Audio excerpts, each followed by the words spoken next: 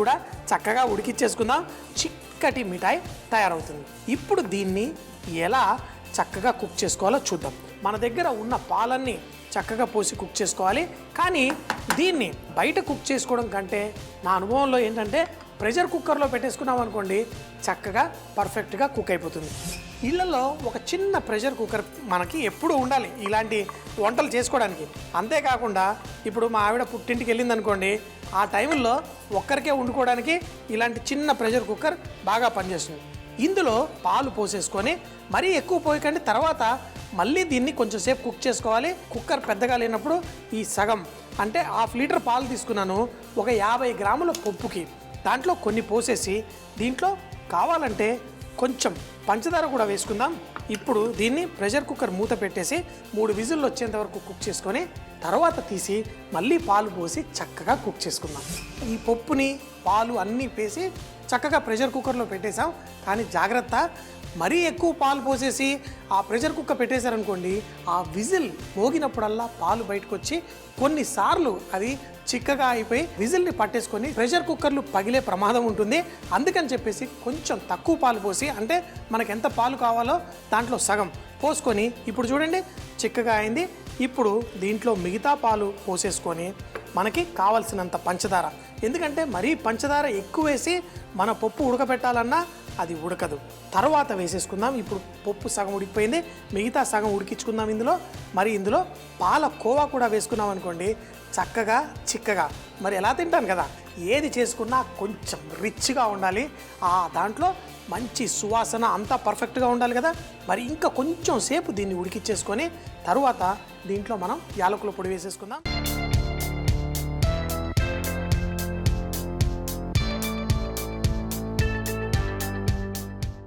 లాస్ట్లో మనం కొంచెం కుంకుమ పువ్వు నీళ్లు చక్కగా వేసేసుకుంటే చూడ్డానికి అందంగా ఉంటుంది.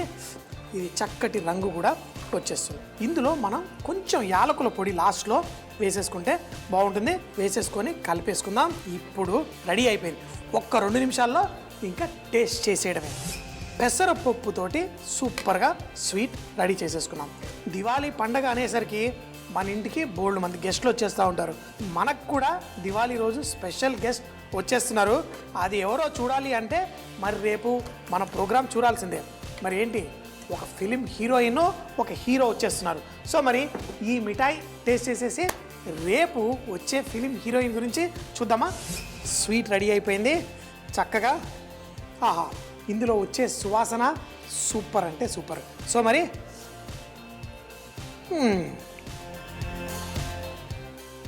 ఇలాంటి స్పెషల్ ఒకేషన్స్కి మనం స్పెషల్ స్వీట్లు చేసుకోవాలి. మరి అంతేకాకుండా మరి మన గెస్ట్లు ఎవరు వస్తారో వాళ్ళకు కూడా మనకేంటంటే అందరితో కాంపిటీషన్. మనకు వచ్చిన వాళ్ళకి మనం చక్కటి స్వీట్ పెట్టాలి. వాళ్ళు తిని ఎంత సంతోషంగా ఉండాలంటే మనకి ఇంటికి వచ్చి ఇక్కడ మన పన్నీర్ ముక్కలన్నీ చక్కగా రెడీ అయిపోయాయి. దీన్ని మనం చాలా సింపుల్గా కొంచెం అంత మైదా పిండి, దీంట్లో కొంచెం అంత ఉప్పు, కొంచెం కారం వేసేసుకుందాం. కొన్ని నీళ్లు, కొంచెం అంత ఈ పిండి చిక్కగా మనం కలిపేసుకొని పన్నీర్ ముక్కల్ని ఇందులో ముంచి మనం నూనెలో ఫ్రై చేసేసుకుందాం.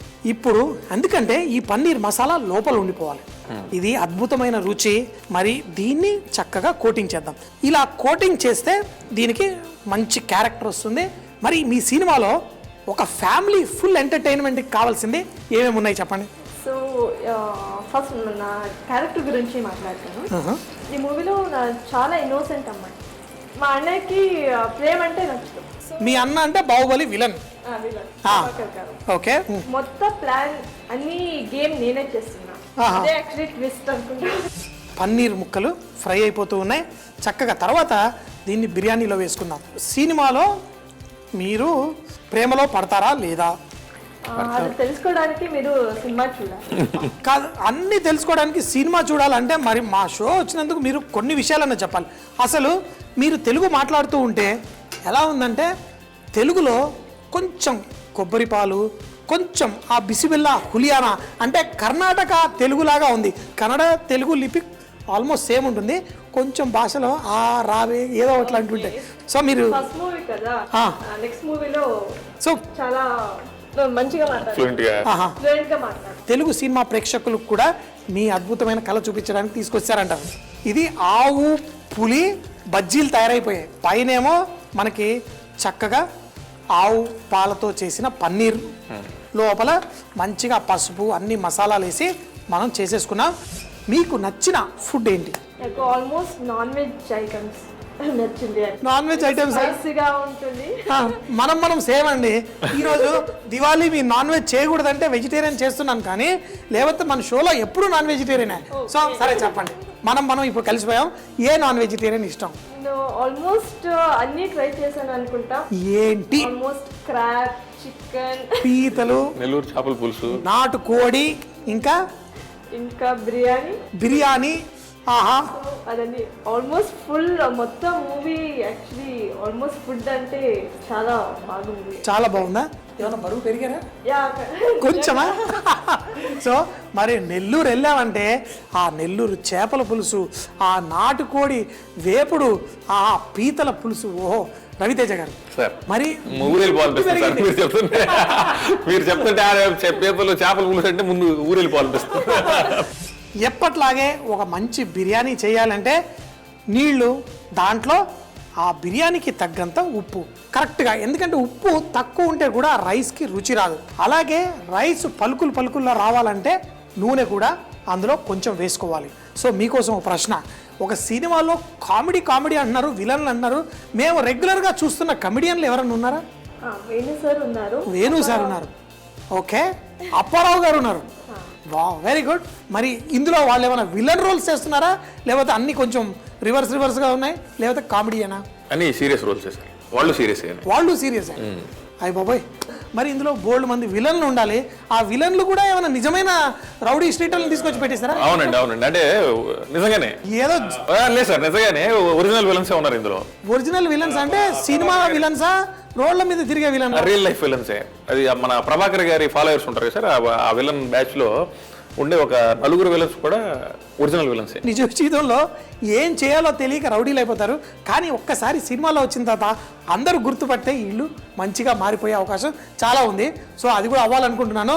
సో మరి ఈ దివాళీ సందర్భంగా సో మరి అక్కడ నీళ్లు ఉడుకుతున్నాయి. మరి ఇటుపక్క మన బిర్యానీ చేసుకోవడం కోసం మనం దీనికి కావాల్సిన నూనె వేసుకుందాం. వేసేసి బిర్యానీ మీకు చేయడం వచ్చా? చేస్తారా?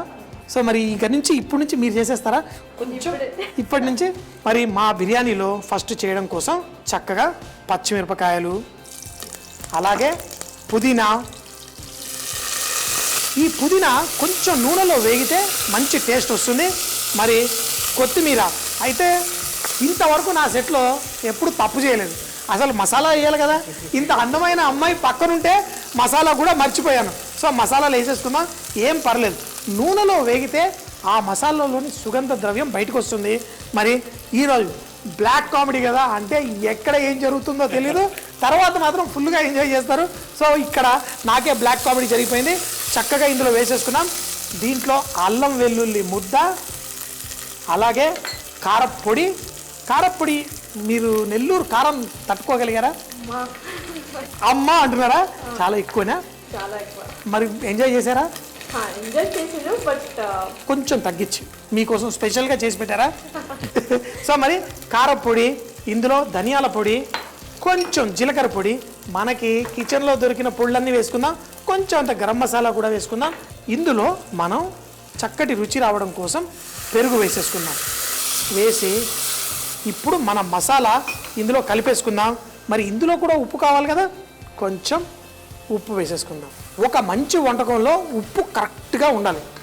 మరి ఒక కామెడీ సినిమా అన్నారు, సీరియస్నెస్.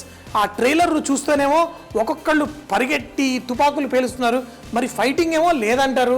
నాకు అర్థం కావట్లేదు. ఇది నిజంగా ఏదో బ్లాక్ కామెడీ సినిమా అంటే ఏంటో తప్పకుండా వెళ్ళి చూడాలి. పన్నీర్ బిర్యానీ కాదండి ఇది ఆవు పులి మధ్యలో ప్రభాస్ పెళ్లికి బిర్యానీ. ఓ సూపర్.